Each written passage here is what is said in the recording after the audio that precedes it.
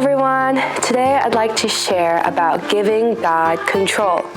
We see that there are many characters in the Bible who faced difficulties and dangers, but the one who led them through it was God. An example would be the story of Joshua and the walls of Jericho. Joshua and the Israelites wanted to conquer the city of Jericho. God instructed Joshua to march around the city for 6 days.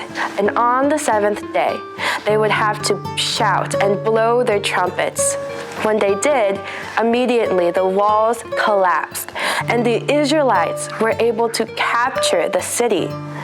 We see that God guided Joshua by giving him specific directions on how to defeat Jericho. Another example would be the story of Gideon and the Midianites.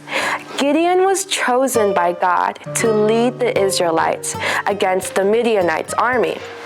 We see that Gideon gathered an army of 300 men.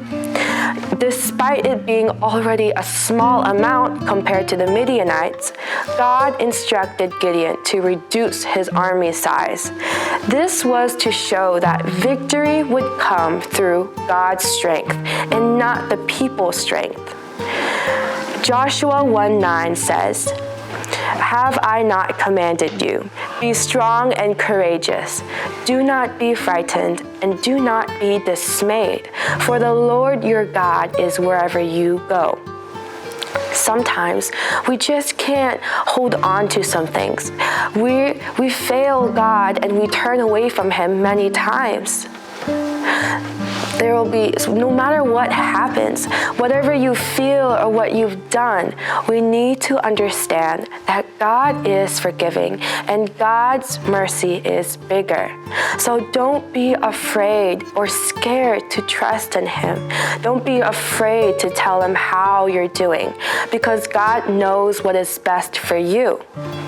If you allow God to be in control, even if you've fallen back into the world, God will not shame you. If you give God control, your burdens, your struggles, God can lead you through it and out of it. When you give God your control over your life, there is more peace, there is more reverence. You have victory when you give God control. Victory over your inner conflicts, victory over the sins you struggle with.